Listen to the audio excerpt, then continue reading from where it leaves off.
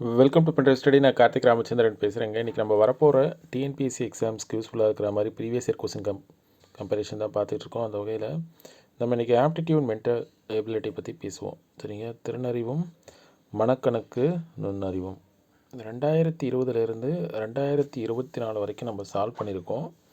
பார்த்திங்கன்னா 1500 கொஸ்டின் இருக்குது. இது நம்ம டிஎன்பிஎஸ்சியால் கொடுத்துருக்கப்பட்ட சிலபஸ் படி பிரிச்சிருக்கோம். Like area and volume, LCM நெட்சிஎஃப், time and work, simple test, compound test, ratio and proportion, reasoning, simplification, percentage, கடைசியாக எம்ஐஎஸ்சினா மிஸ்சலீனியஸ் அப்படின்னு சொல்லிட்டு. நீங்கள் பார்த்தீங்கன்னா டிஎன்பிஎஸ்சி கொடுத்துருக்கப்பட்ட டாபிக்ஸை தவிர்த்தும் கேட்குறாங்க. உதாரணத்துக்கு ப்ராபபிலிட்டிலேருந்து கொஸ்டின் வந்துக்கிட்டே இருக்குது. Mean, median, mode, range, profit loss, partnership, அந்த மாதிரி வந்துக்கிட்டே இருக்குது. அதெல்லாம் நம்ம ஏன் விடுவானேன்னு சொல்லி நினச்சிக்கோங்க. ஏன்னா உங்களுக்கு தெரியும், ஒரு 3 வீக்ஸ்க்கு முன்னாடி நான் கட் ஆஃப் போட்டிருந்தேன். நீங்கள் பார்த்தீங்கன்னா உங்களுக்கு தெரியும், அஃபிஷியலாக டிஎன்பிஎஸ்சி ரிலீஸ் பண்ண குரூப் 4 கட் ஆஃப். அது நீங்கள் பார்த்தீங்கன்னாங்க, இப்போ பிசி, எம்பிசி, எஸ்சி, எஸ்டி அதில் எல்லாத்தையுமே நீங்கள் பார்த்தீங்கன்னா ஜென்ரல் பிஎஸ்டிஎம், உமன் பிஎஸ்டிஎம் எல்லாத்துமே ஒரே மார்க் தான். சரிங்களா? அதனால் ஒரு மார்க்லேயே ஒரு 200-300 பேர் இருக்காங்களாம். சரிங்களா? அப்போ காம்படிஷன் உங்களுக்கு தெரியும் எவ்வளோன்னு சொல்லிட்டு, அதனால தான் நம்ம ஏன் விடுவானு சொல்லிட்டு எல்லாத்தையும் கொண்டு வரோம். அதே மாதிரி நீங்கள் ஒரு வேளை பேங்கிங் சைட் ட்ரை பண்ணுறீங்கன்னா ஐபிபிஎஸ், அப்படின்னா வேறு ஏதாவது எக்ஸாம், உதாரணத்துக்கு டிஎன்யூஎஸ்ஆர்பி நம்ம தமிழ்நாடுக்குள்ளேயே, எல்லாமே வெவ்வேறு. சரிங்களா? இப்போ நீங்கள் மென்டல் எபிலிட்டி டிஎன்பிஎஸ்சி படிக்கிறத டிஎன்யூஎஸ்ஆர்பிக்கு யூஸ் பண்ண முடியாது.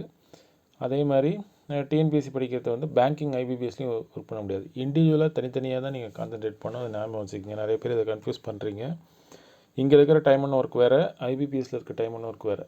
சரியா? அதே மாதிரி டிஎன்யூஎஸ்ஆர்பியில் இருக்க டைம் அண்ட் ஒர்க் வேறு. அதனால் யூனிக்காக ஒரு எக்ஸாமை டார்கெட் பண்ணுறீங்கன்னா எக்ஸாமுக்கு டார்கெட் பண்ணி படிங்க. ஓகேங்களா?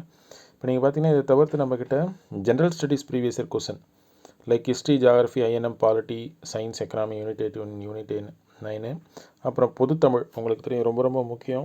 அதுவும் குரூப் 4 பொறுத்த வரைக்கும் ரொம்ப ரொம்ப முக்கியம். சரிங்களா? இப்போ இங்கே பார்த்தீங்கன்னாங்க,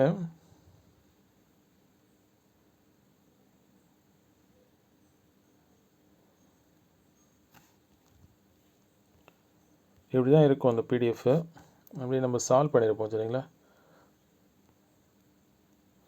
நான் அப்பப்போ கிளாஸஸில் எக்ஸ்பிளைன் பண்ணுவேன். பட் இருந்தாலும் இது பல்கி 1500 கொஸ்டின் எப்படி நான் ரிவைஸ் பண்ணுறது? சரிங்களா? அதனால தான் நான் என்ன பண்ணுவேன், மென்டல் எபிலிட்டியை பொறுத்த வரைக்கும் ஸ்கூல் புக் இஸ் மோர் தென் இனஃப்ங்க. நீங்கள் வேர் டு ஸ்டடின்னு நம்ம பிடிஎஃப் ப்ரொவைட் பண்ணுறோம். அதில் நீங்கள் டாபிக் வைஸ் எல்சிஎம் நெட்சிஎஃப் ஸ்கூல் புக்கில் எங்கெல்லாம் இருக்குது, டைம் அண்ட் ஸ்கூல் புக்கில் எங்கெல்லாம் இருக்குதுன்னு சொல்லிட்டு நீங்கள் இண்டிவிஜுவலாக பார்த்து நோட்ஸ் எடுங்க. அதுக்கப்புறம் இந்த ப்ரீவியஸ் இயர் கொஸ்டின் பாருங்கள். சரிங்களா? உங்களுக்கு ரொம்ப யூஸ்ஃபுல்லாக இருக்கும்.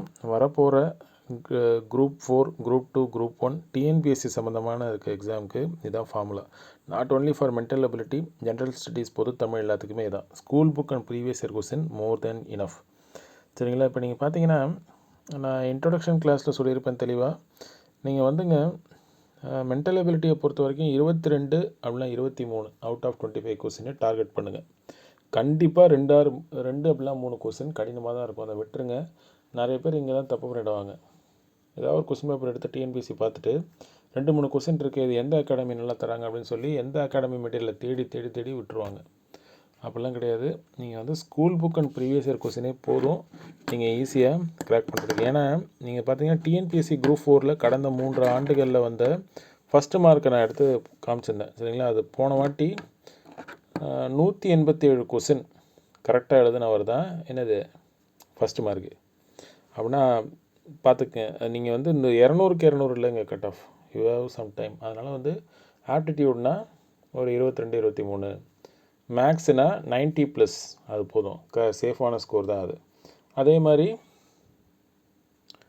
General studies, general science, unit 8, unit 9 75 question வருதுன்னா அதில் ஒரு 60 கொஸ்டின். சரியா? நீங்கள் சேஃபாக மூவ் ஆக பாருங்கள்.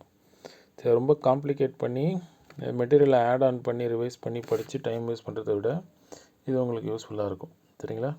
எனவே நீங்கள் பாருங்கள். We will meet in next class. Thank you.